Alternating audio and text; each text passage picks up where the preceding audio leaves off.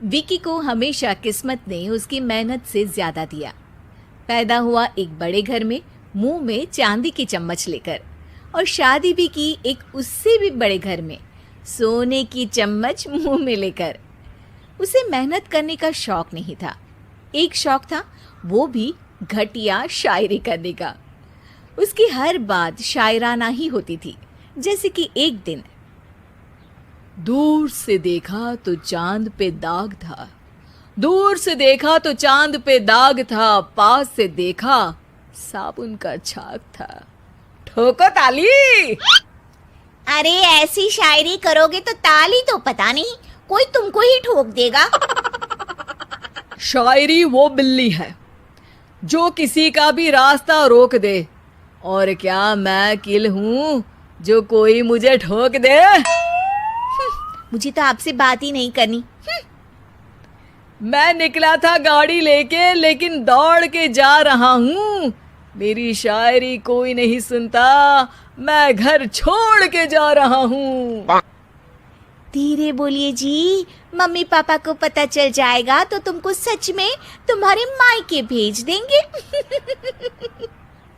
सस्ते साबुन से मेरी कॉलर चमकी नहीं, सच में चला जाऊंगा, मेरी बात कोई धमकी नहीं। अगर शायरी ही सुनानी है तो सुनाओ, लेकिन कोई काम धंधा भी तो करो। मेरे पिताजी के पास बहुत पैसा है तो घर जमाई बन के खा रहे हो, और कल जा रहे हो ना अपने मायके, तो आज ही चले जाओ मेरी बला से। हमें तो अपनों ने लूटा, गैरों में कहाँ दम था हमें। अरे चुप हो जाओ, तुमको मिर्जा गालिब की कसम। अरे जाना है तो जाओ, लेकिन पहले मेरे मम्मी पापा से मिलकर जाओ, वरना वो क्या सोचेंगे। लेकिन विकी अकेले ही अपनी कार लेकर अपने मायके यानी कि अपने खुद के घर पहुंच जाता है। अरे बेटा, तू अचानक, बहू कैसी है?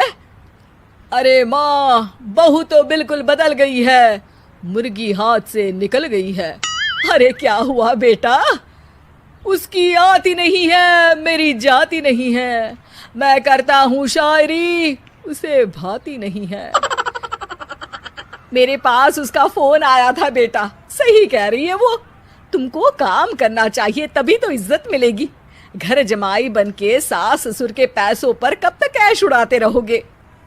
मेरी जिंदगी में हर तरफ से उंगली हो रही है, फोन पर मेरी चुगली हो रही है। अरे चुगली नहीं कर रही थी बहू, वो तेरा भला चाहती है बेटा। सूखे हुए कपड़े को भी गीला कह रहे हैं लोग, चुगली करने को मेरा भला कह रहे हैं लोग। ठोको ताली। ये सुन के माँ अपने हाथ से अपना सर पीट लेती है। अरे माँ, ताली की जगह माथा क्यों ठोक रही हो?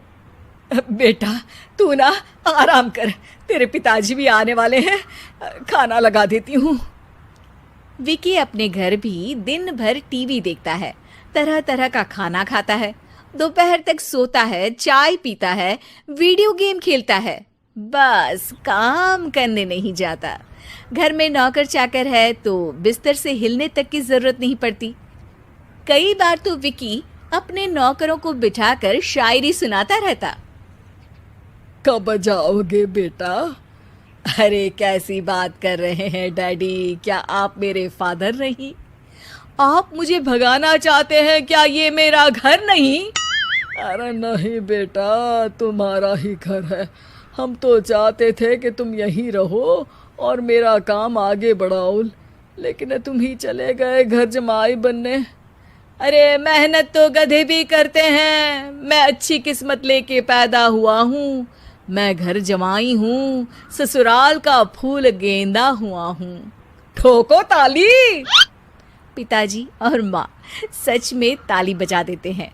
ऐसा पहली बार होता है जब विकी की शायरी पर किसी ने ताली बजाई हो।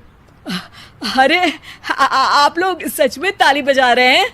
हाँ हाँ बेटा, तुम्हारे ससुर का फोन आया था, बोला जब तक घर जमाई जी कोई काम ना करने लगे हमारे यहाँ मत भेजना।